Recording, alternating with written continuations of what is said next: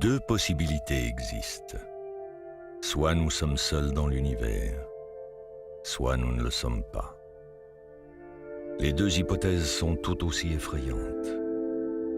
Qui ne connaît pas cette fameuse citation de l'écrivain Arthur C. Clarke?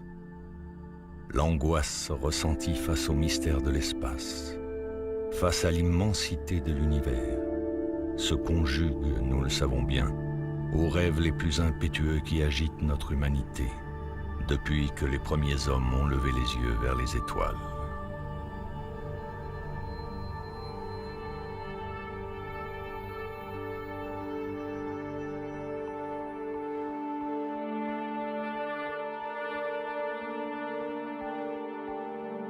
Le 31 juillet 1968, une sensationnelle affaire de rencontre du troisième type a défrayé la chronique et fait les gros titres des journaux, des jours durant. Cette histoire s'est déroulée sur une île française du sud-ouest de l'océan Indien, l'île de la Réunion. Il aura suffi du témoignage d'un homme, Luce Fontaine, un agriculteur des hauts de l'île, de sa description stupéfiante d'une machine volante totalement atypique en ufologie, pour déclencher l'hystérie de la presse locale. Il aurait été beaucoup plus simple pour lui de décrire ce que tout le monde voyait à l'époque, c'est-à-dire une soucoupe volante. L'homme décrira également à ses proches et aux gendarmes la présence de deux entités dans l'engin volant. Deux pilotes en casque et combinaison, tellement insolites à ses yeux qu'il les comparera à des bonhommes Michelin. Divers indices viendront consolider son récit, sans jamais toutefois éclaircir définitivement le mystère de toute cette affaire. Mais non, ça l'est bien vrai. Lui, il a bien vu ça, lui a bien vu. Et ça l'a bien parti longtemps, le monde ne parlait que de ça. L'impact de la découverte, de la confirmation de formes de vie extraterrestres, mais avancées à travers carrément l'existence d'extraterrestres ou de vaisseaux spatiaux, serait absolument gigantesque. Tellement gigantesque que ce serait même probablement l'événement le plus important de toute l'histoire de l'humanité. Nous allons mener l'enquête sur la première et la plus célèbre rencontre du troisième type jamais intervenue dans ce coin du monde. Une affaire d'OVNI qui compte parmi les cas les plus fascinants de l'histoire de l'ufologie.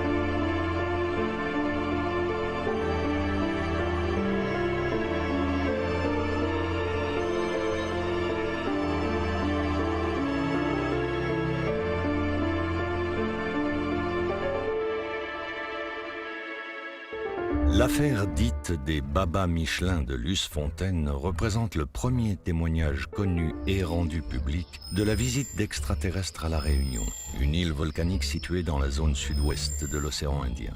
À cette époque-là, à La Réunion, il n'y a pas eu d'observation jusqu'à présent. Le cas de l'observation de 1968 correspond en fait à la première observation réunionnaise, mais surtout permet à La Réunion de rentrer dans l'histoire de l'ufologie par la grande porte.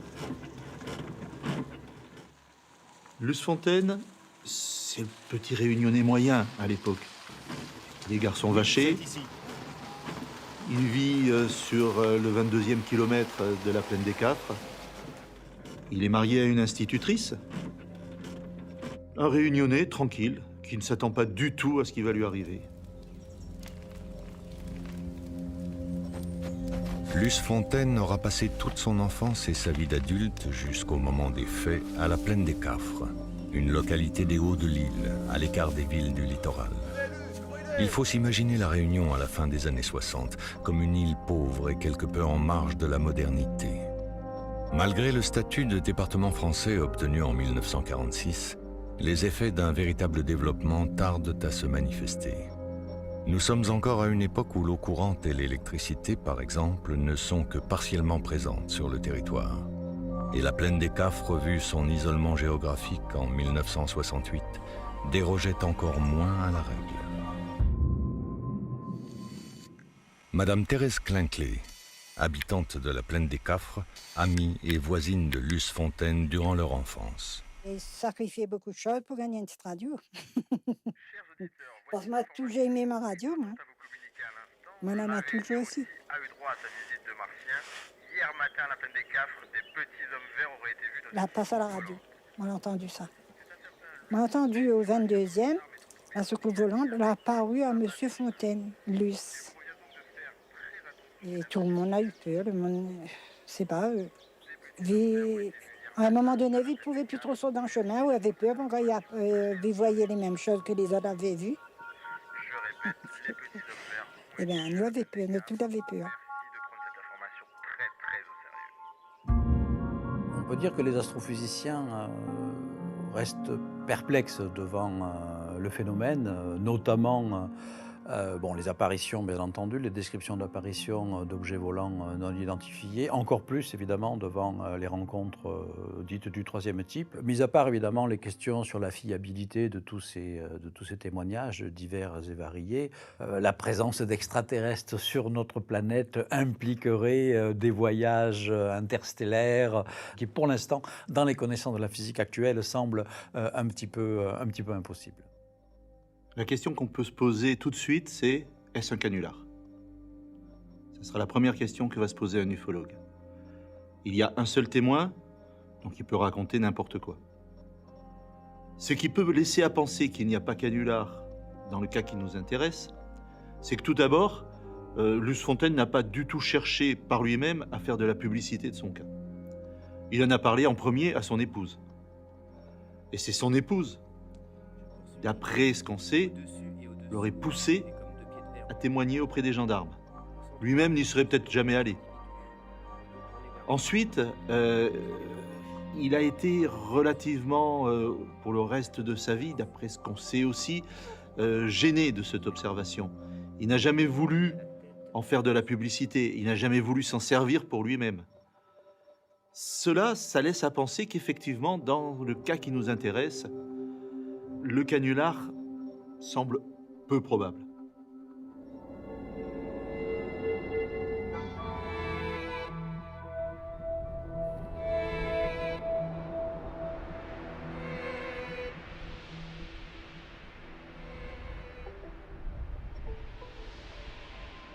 La personnalité de Luce Fontaine. Le fait attesté par ses proches et son voisinage qu'il s'agissait d'un homme parfaitement sobre. Son contexte familial, marié à une institutrice, jeune père de famille connu pour avoir la tête sur les épaules, ce portrait individuel fit d'emblée dire aux journalistes qu'il était question d'un témoin digne de foi.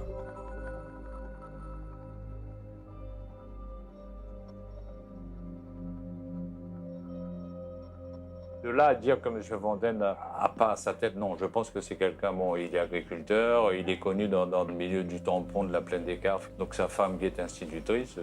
Non, c'est quelqu'un, à ma connaissance, donc nous on a eu l'occasion de le voir une ou deux fois, donc par l'intermédiaire de la famille à ma femme. Donc c'est quelqu'un de très sûr. Je suis persuadé que sa parole est vraiment sincère et correcte. En règle générale, quand un témoin observe un ovni, qu'il soit proche ou lointain, c'est assez compliqué d'en parler à la famille parce que généralement le témoin a peur d'être pris pour un fou, parce que c'est quand même compliqué, déjà que c'est compliqué de dire « j'ai observé un ovni ».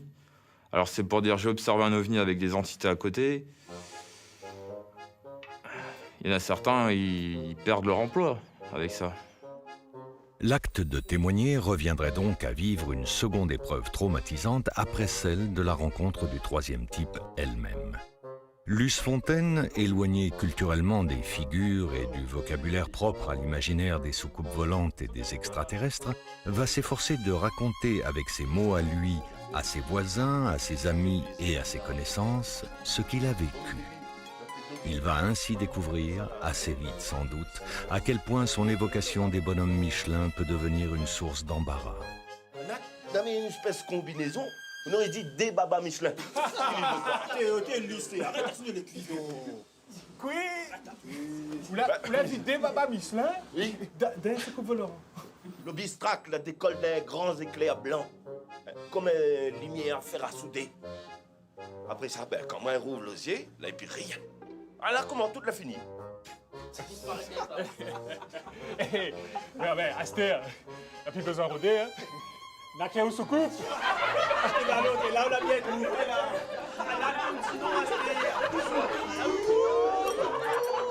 Monsieur Lycée, on n'a pas venu ici tous les jours, mais là, à où venir? Pour faire rire tout le monde. Bon, hey, faut regarder le bassin, il soupe pas où dans le bordage, pas tranquille, hein? L'a retrouvé, sous coupe!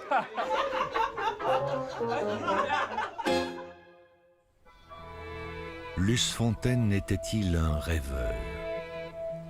Tout homme a ses rêves propres, certes.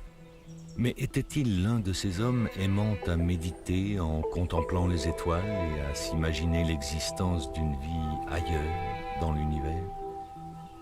Le portrait que l'on nous donne de ce modeste agriculteur nous pousserait plutôt à nous imaginer celui d'un homme ayant les pieds ancrés sur terre et bien peu d'aspiration pour les rêveries cosmiques.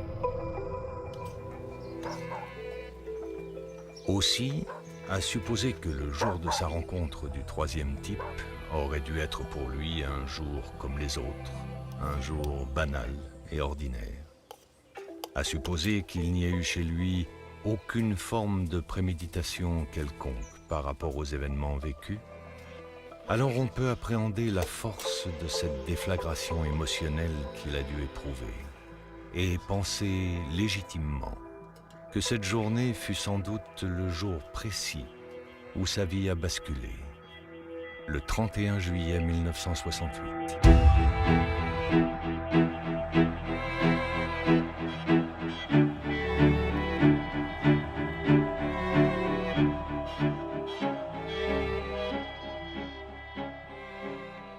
En ufologie, il existe de nombreuses classifications, mais la plus intéressante est celle de J. Allen Hynek, qui a été faite donc dans les années 70. C'est une classification qui va du niveau 1 au niveau 3. Donc il y a la rencontre rapprochée du premier type, qui est donc observation d'un objet à moins de 150 mètres du témoin et dans le ciel. Et il y a la rencontre rapprochée du deuxième type, RR2, c'est l'atterrissage au sol d'un objet avec oui ou non des traces sur le sol. Et il y a ensuite la rencontre rapprochée du troisième type, c'est-à-dire observation d'un objet au sol avec la présence d'une ou de plusieurs entités. Le cas réunionnais, lui, se classera plutôt dans la catégorie des rencontres rapprochées de type 3. Ce matin-là, donc, Luce Fontaine est parti pour ramasser de l'herbe pour ses lapins, comme il le fait très régulièrement. Donc il habite au 22e kilomètre. Là, il s'est écarté de la route, il est entré dans une clairière, il est penché, plié en deux, pour couper l'herbe, ramasser l'herbe. Il n'a pas entendu, visiblement, quoi que ce soit arriver. À un moment, il se rend compte simplement qu'il y a une forte luminosité au niveau de cette clairière. Et il découvre devant lui, à peu près à 25 mètres de lui, un objet. L'ensemble est extrêmement lumineux. Il décrira cela comme un arc de soudure. Un objet ovoïde de couleur bleu foncé sur les côtés avec une sorte de vitre en son centre et des protubérances vers le haut. En fait, ça va très très vite. Le temps de l'observation, c'est entre 12 et 15 secondes, pas plus. Mais il a quand même la possibilité, pendant ce court laps de temps, de mémoriser tout un ensemble d'éléments.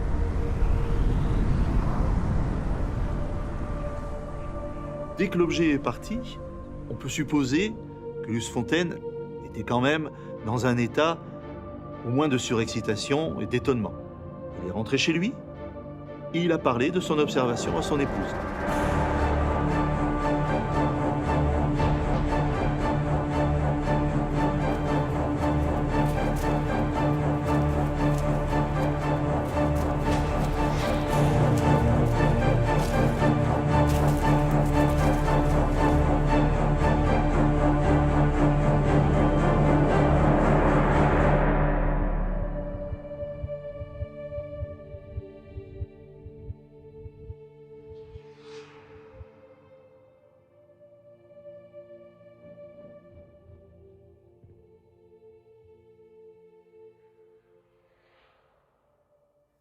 dors, mon bébé?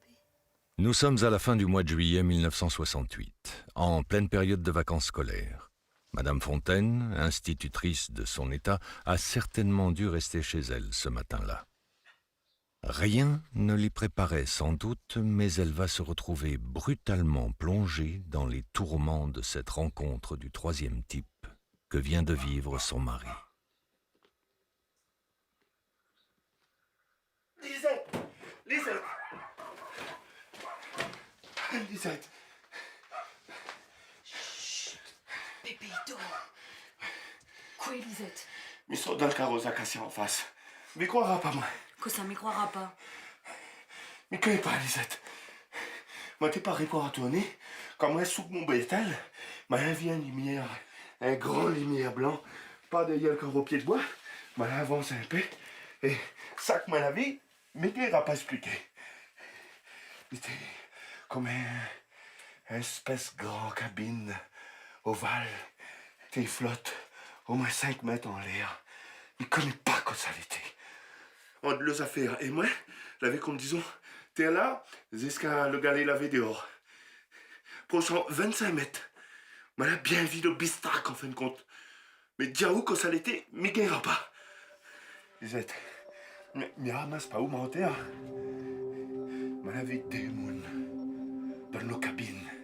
Vous n'étiez pas plus grand que ça. Vous étiez derrière une espèce de pare-brise.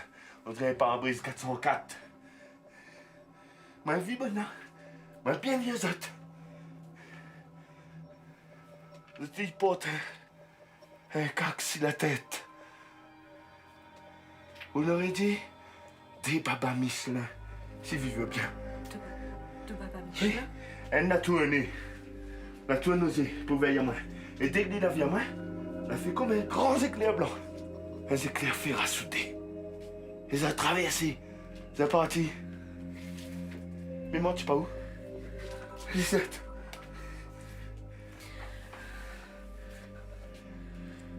Seigneur Jésus-Marie-Joseph Luce, vous l'êtes en train de perdre la tête, là?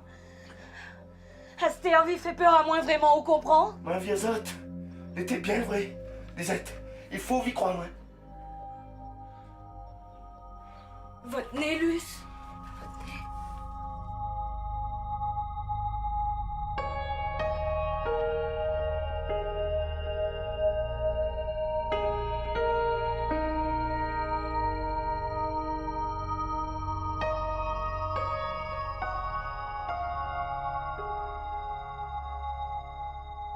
Ça a été souvent dit par des témoins.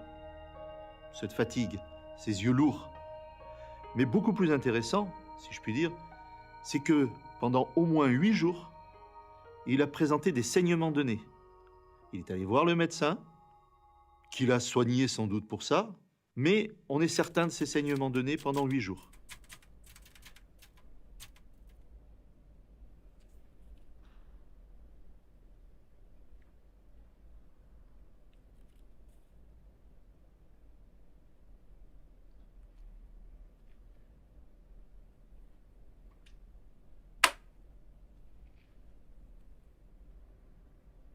Ce que vous nous racontez là, M. Fontaine, pourrait très bien vous faire passer pour ce que vous n'êtes pas.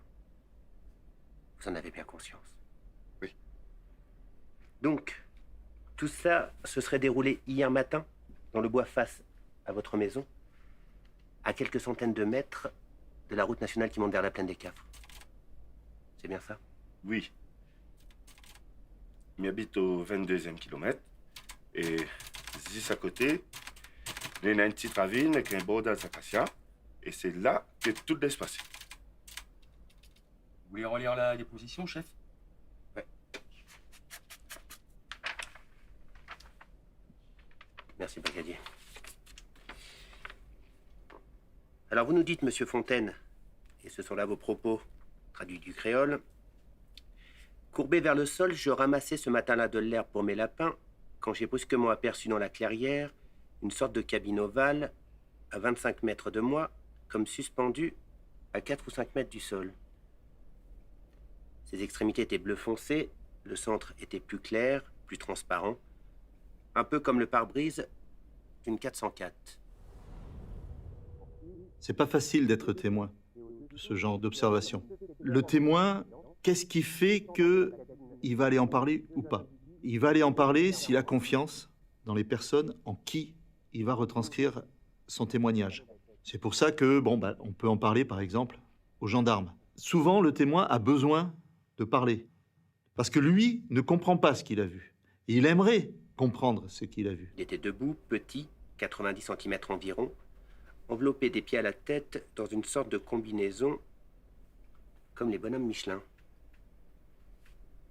Ce sont bien là vos propos, monsieur Fontaine? Oui. J'espère que ce ne sont pas des sornettes que vous nous racontez là, monsieur Fontaine. Je vous rappelle que suite à votre déposition, nous allons procéder à une enquête sur les lieux et que ces faits nécessitent de surcroît un traitement très spécial. Ce n'est pas quelque chose d'ordinaire.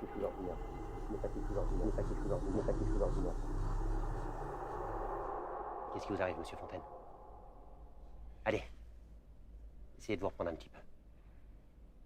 Nous en avons fini maintenant.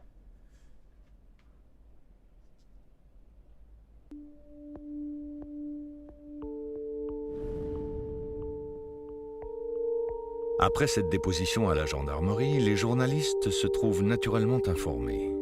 Ceux du journal de l'île de la Réunion, notamment, se déplacent dans la première quinzaine du mois d'août 1968 pour interroger le témoin.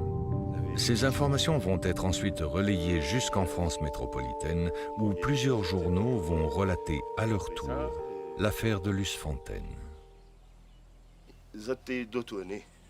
Vous avez une combinaison. Vous savez, anciennement, les gens n'aimaient pas tellement tout ce qui dit presse. À l'époque, ils n'aimaient pas que les gens viennent voir où ils habitent, qu'est-ce qui s'est passé, comment ça s'est passé. Et bon, c'était des gens assez réservés, quoi. Vous avez vu des martiens? Monsieur Luce Fontaine est donc le cousin à la mère, à ma femme.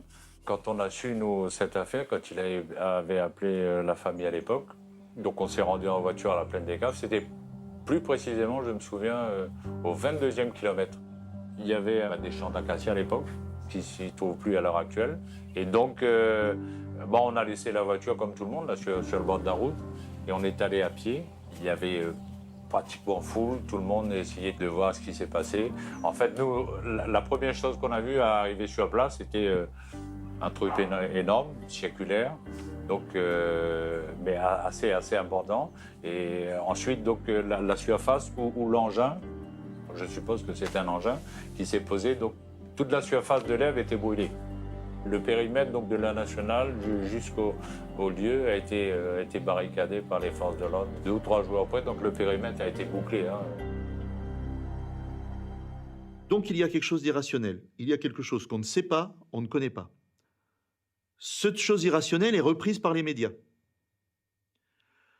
À ce moment-là, on peut très bien imaginer que la population, au niveau de la zone d'observation, même peut-être au-delà de cette zone, peut avoir un sentiment de peur face à ce qu'elle n'explique pas.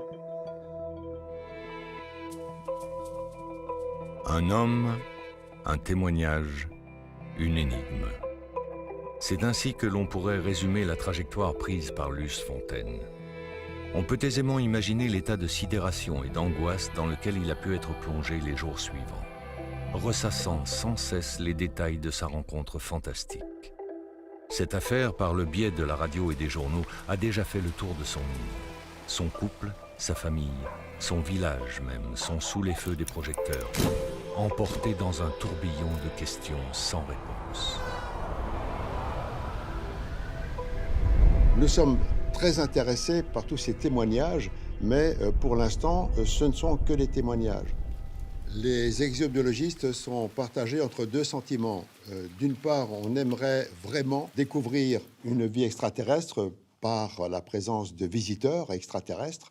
Et d'un autre côté, nous sommes des scientifiques rigoureux, donc on a besoin de preuves irréfutables. Ce qu'il nous faudrait, c'est un tout petit peu de matière laissée par ces extraterrestres, ne serait-ce que même moins qu'1 milligramme, ce qui permettrait de certifier la visite de ces voyageurs extraterrestres. L'affaire des Babas Michelin de Luce Fontaine n'aura été le théâtre d'aucune récolte miraculeuse de matière extraterrestre susceptible d'engager de façon décisive l'assentiment de la communauté scientifique. Aucune rencontre du troisième type n'a d'ailleurs eu ce mérite jusqu'à nos jours. Cette affaire conserve toutefois des facettes exceptionnelles. L'une d'entre elles, notamment, concerne l'objet lui-même.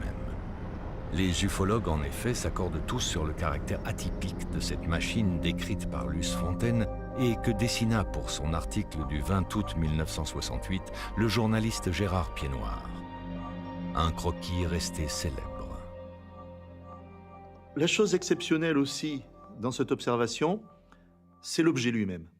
Cet objet de forme donc atypique tend là aussi à donner une qualité d'information au niveau de cette observation qui peut faire dire qu'il y a eu quelque chose effectivement vu par le témoin et qui ne raconte pas de bobard. Pourquoi ? Parce qu'il aurait été extrêmement simple pour lui, s'il avait simplement lu dans des journaux d'autres observations et qu'il ait voulu se rendre célèbre, il aurait été beaucoup plus simple pour lui de décrire ce que tout le monde voyait à l'époque, c'est-à-dire une soucoupe volante. Un objet en forme de disque, aplati ou en forme de chapeau, c'était quand même la forme la plus courante. L'objet décrit par Luce Fontaine est certes atypique dans toute la littérature ufologique, mais il est toutefois bien connu des ufologues, souvent même à leur insu. Il s'avère précisément que ce croquis a servi de dessin de couverture au livre d'un spécialiste très connu, le français Jacques Vallée. Cet ancien conseiller à la NASA, ufologue et collaborateur d'Hynek, est celui-là même qui inspira au cinéaste Steven Spielberg le personnage de Lacombe, le savant français interprété par François Truffaut dans son film Rencontre du troisième type. Ainsi, Jacques Vallée, qui classa également le cas de Luce Fontaine dans sa liste Magonia, recensement d'un siècle de témoignages d'apparitions d'OVNI, aura clairement signifié toute l'importance et tout l'intérêt qu'il accordait à cet OVNI réunionnais.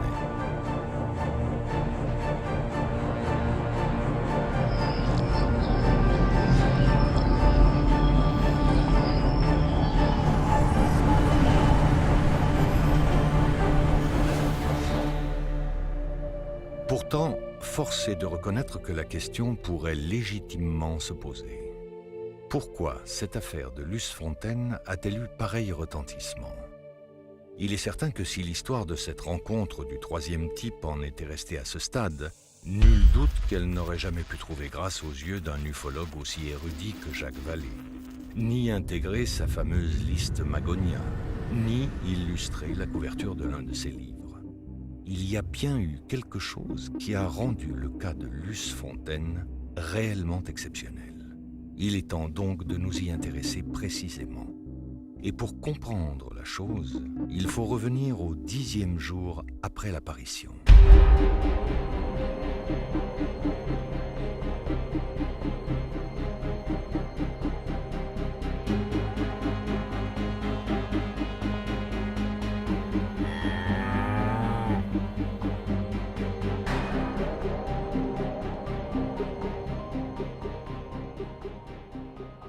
Les journalistes sont venus une deuxième fois plusieurs jours plus tard, 10 jours plus tard exactement. Pourquoi ?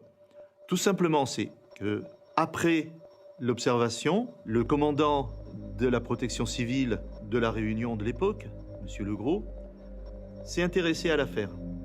Et il a eu l'idée, mais 10 jours seulement après l'observation, de prendre un compteur Gégère qui se trouvait à l'aéroport de Gillot et de venir mesurer si par hasard il n'y avait pas de la radioactivité au niveau du lieu et de Luce Fontaine. Dans le livret d'enquête des gendarmes, le fait d'aller sur les lieux de détecter de la radioactivité fait partie de la procédure d'enquête pour une apparition ou un atterrissage d'OVNI.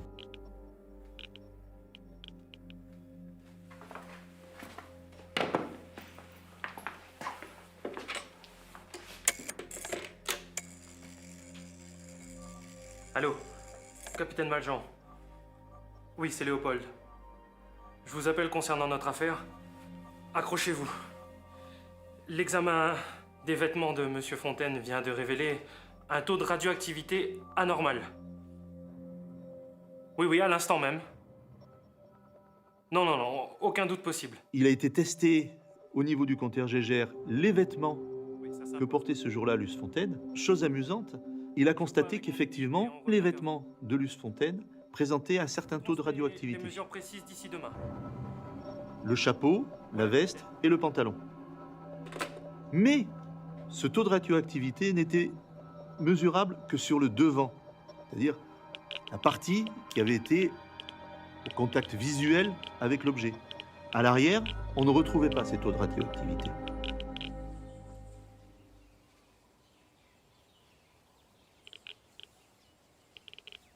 Capitaine Maljean. Oui. Vous voulez venir voir, s'il vous plaît?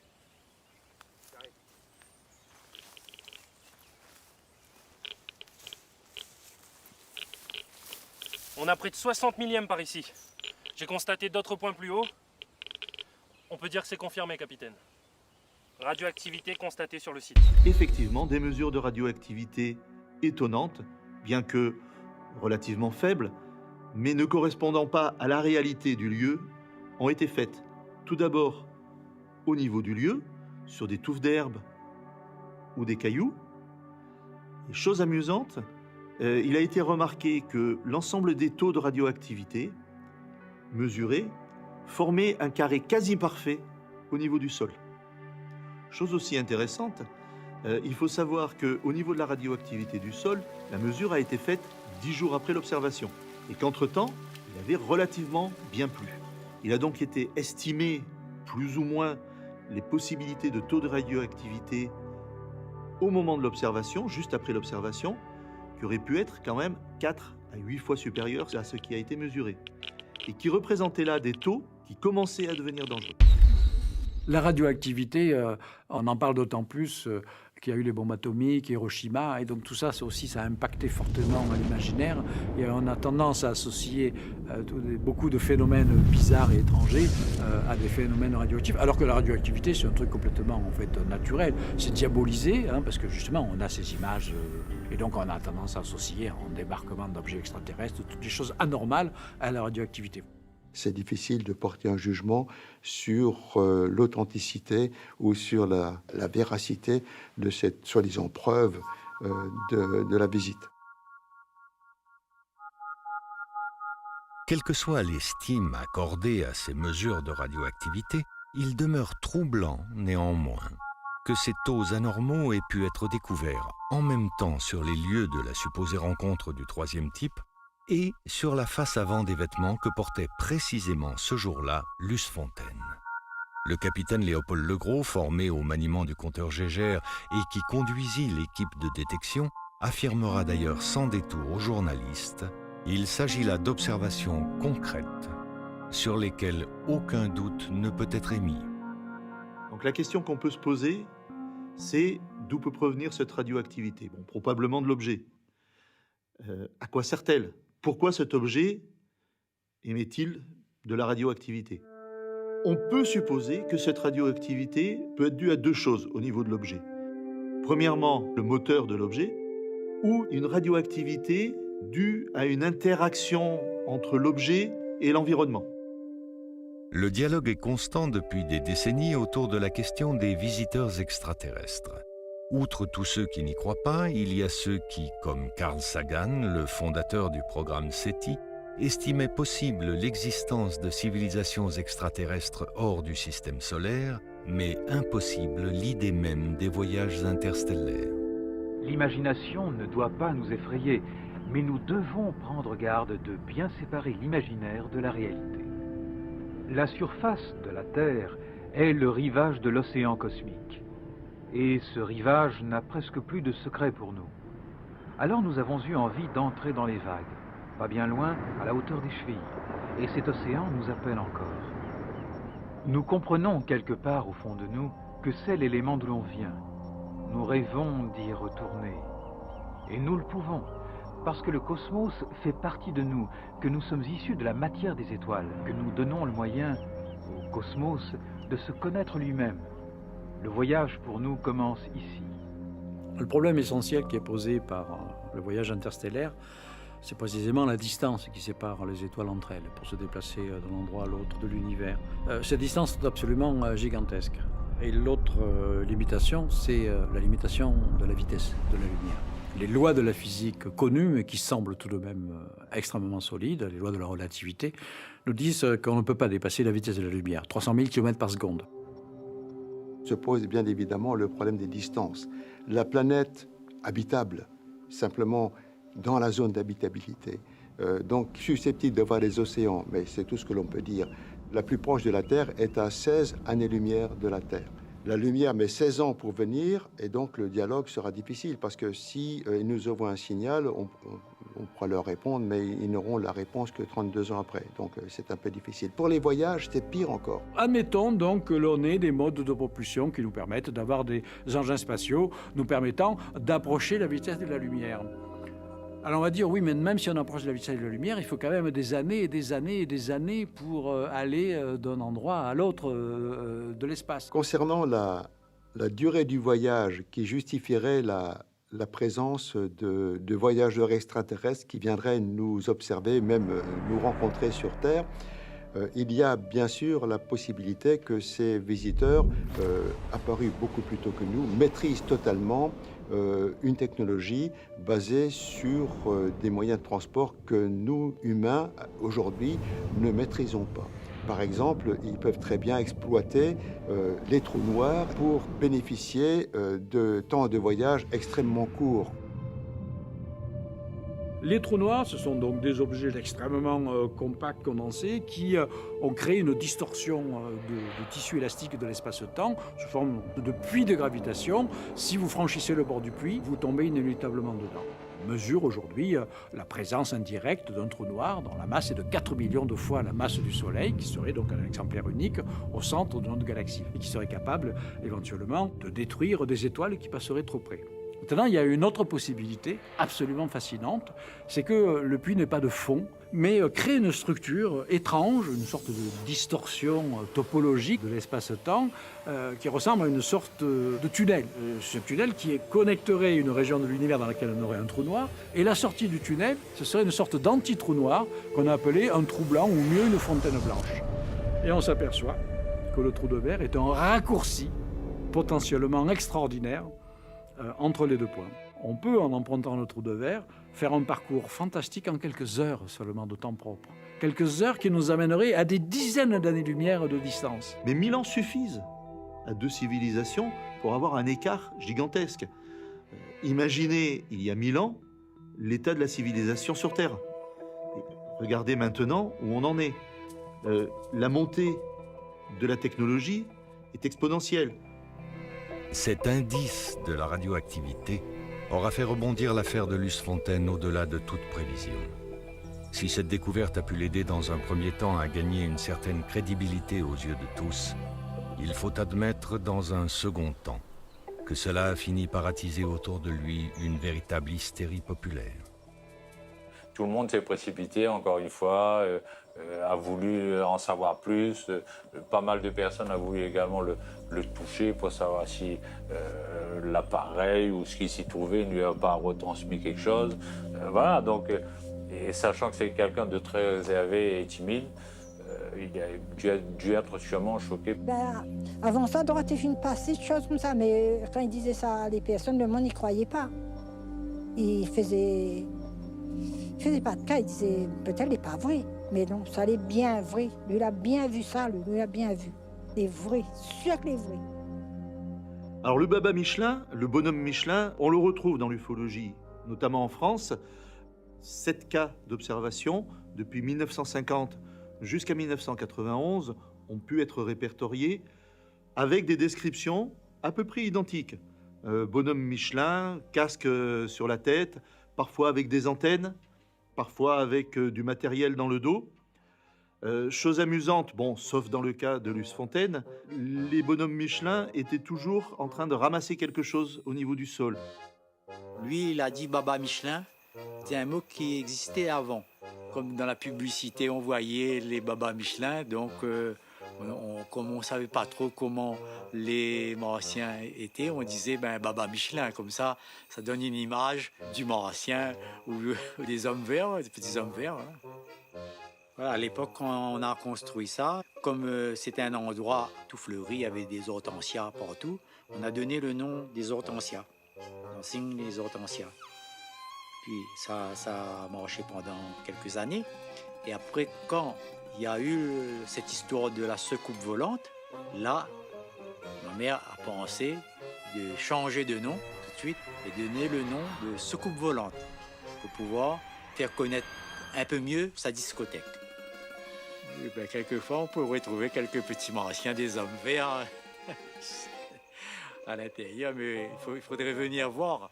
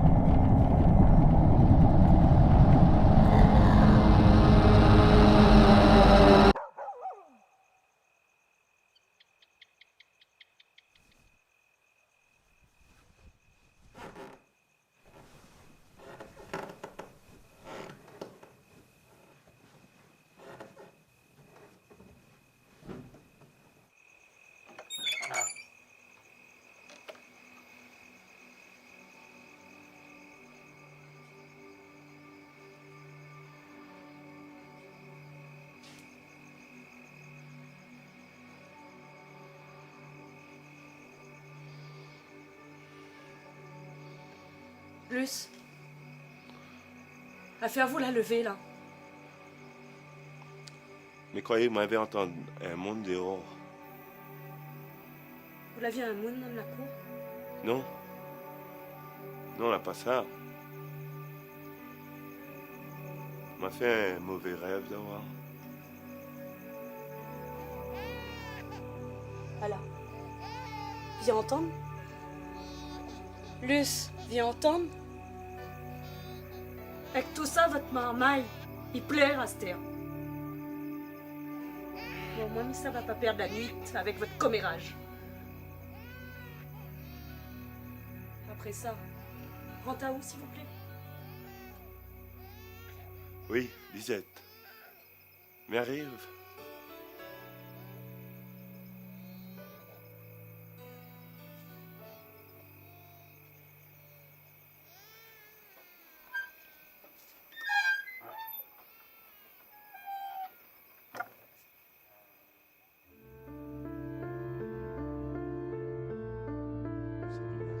Il est probable que Luce Fontaine ait pu, dans la seconde moitié de sa vie, être hanté par la vision de ces entités qu'il prétendait avoir rencontrées en juillet 1968 et qu'il surnommait Baba Michelin. L'homme, on le sait, devenu tour à tour vendeur d'essence de géranium et taximan, devait garder les traces de ce traumatisme. Car il continua longtemps, au dire de ses amis de la plaine des Cafres, à raconter cette même histoire, cette étrange affaire d'OVNI sans jamais varier dans ses détails. A-t-il vécu avec l'angoisse de recroiser un jour la route de ses visiteurs? C'est possible.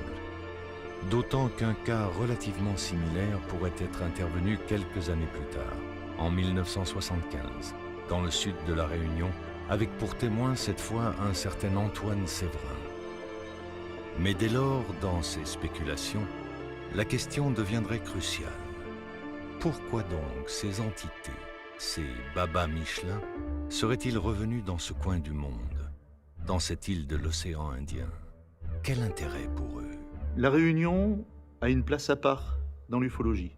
On peut recenser plus de 50 observations, réparties donc entre 1968 et de nos jours. Qu'est-ce qui, éventuellement, pourrait attirer l'attention de visiteurs venus d'ailleurs?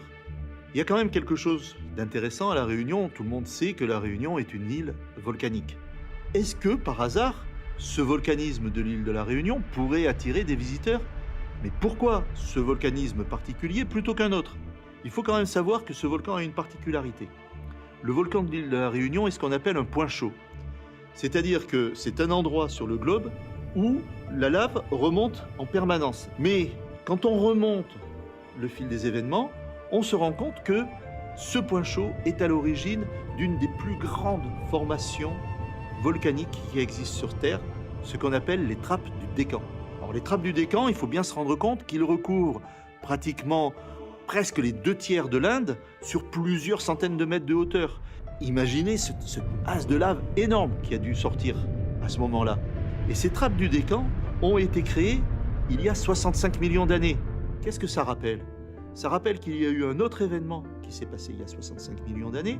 C'est l'arrivée catastrophique d'un énorme météore qui a frappé la Terre, au niveau, maintenant on le sait, de la péninsule du Yucatan en Amérique. Ce météore, par contre-coup, a créé ce point chaud de l'autre côté de la planète. Et les deux ensemble ont contribué à la fin des dinosaures. Donc c'est quand même un volcan extrêmement intéressant, qui mérite d'être étudié. La Réunion a une place à part dans l'ufologie. Peut-être est-ce dû à ça. Enrico Fermi fut un grand physicien italien de la première moitié du XXe siècle. Lauréat du prix Nobel en 1938, il fut impliqué dans le projet Manhattan, destiné à fabriquer la première bombe atomique, et s'installa aux États-Unis avec sa femme. Toutefois, comme beaucoup de scientifiques de son temps, il en vint lui aussi à s'intéresser à la question fascinante de la vie dans l'univers. C'est ainsi, au cours de l'été 1950, pendant une banale conversation entre collègues, à la cafétéria du Laboratoire national de Los Alamos, qu'il énonça les termes du célèbre paradoxe qui porte aujourd'hui son nom et qui servira d'argument aux détracteurs de la thèse des civilisations extraterrestres. Ce paradoxe de Fermi est simple. Si nous partageons l'univers avec des civilisations extraterrestres, certaines d'entre elles, vu l'immensité du temps cosmique, devraient être bien plus anciennes que la nôtre. Dès lors, comment se fait-il que leurs représentants ne se soient pas encore manifestés auprès de nous? Notre Soleil étant plus jeune que beaucoup d'étoiles situées dans la galaxie, des civilisations plus avancées auraient dû apparaître et laisser des traces repérables depuis la Terre, ne serait-ce que des ondes radio. Or, ce n'est pas le cas. Pourquoi ce silence? Je considère comme vraisemblable l'émergence de vie bactérienne, de vie microscopique, qui serait déjà pour nous une découverte fantastique. Maintenant, est-ce que cet acte primitif, la formation de microbes, de vie microbienne, doit nécessairement évoluer vers des systèmes intelligents? Ça, je pense que c'est beaucoup moins évident. L'une des hypothèses avancées pour répondre au paradoxe de Fermi est celle dite du zoo humain. Selon cette hypothèse, les extraterrestres nous regarderaient de loin sans jamais faire en sorte d'entrer volontairement en contact avec nous. Ils nous observeraient comme les animaux d'un zoo, les poissons d'un aquarium ou les insectes d'une fourmilière, sans nous dévoiler leur présence. Évidemment, quand on regarde l'agressivité qui est permanente à la surface de la Terre entre les humains, on pourrait comprendre un tel comportement. Au terme de cette investigation, il ressort au moins 3 réponses possibles à l'énigme de Luce Fontaine. Première réponse, celle de la mise en accusation du témoin. Luce Fontaine nous a menti, tout ce qu'il a pu décrire relève d'un canular né de son imagination. Deuxième réponse, celle de l'observation réelle mais rationnelle. Luce Fontaine n'a pas menti, mais ce qu'il a vu n'était pas un ovni. Il s'agissait plutôt d'une machine volante et de pilotes d'origine humaine. Troisième réponse, celle de l'adhésion à la thèse de la rencontre du troisième type. Luce Fontaine a bel et bien vu ce jour-là un engin volant et des pilotes d'origine non humaine, pour ne pas dire extraterrestre. Il reste néanmoins que tout cheminement vers une résolution rationnelle de cette affaire nécessiterait de désamorcer quelques écueils majeurs. Comment expliquer l'empreinte de cette radioactivité anormale sur les lieux et sur les vêtements du témoin? Comment expliquer les symptômes physiologiques de ce dernier? Et quel type d'appareil, d'origine humaine, peut à ce point, par son décollage vertical, sa vitesse effarante et son intense luminosité, induire pareil état de confusion chez un observateur? Rien n'empêche de relever un tel défi. Mais il y a fort à parier que l'explication trouvée pourrait s'avérer au final tout aussi incroyable que la thèse même de l'OVNI qu'il s'agissait de combattre.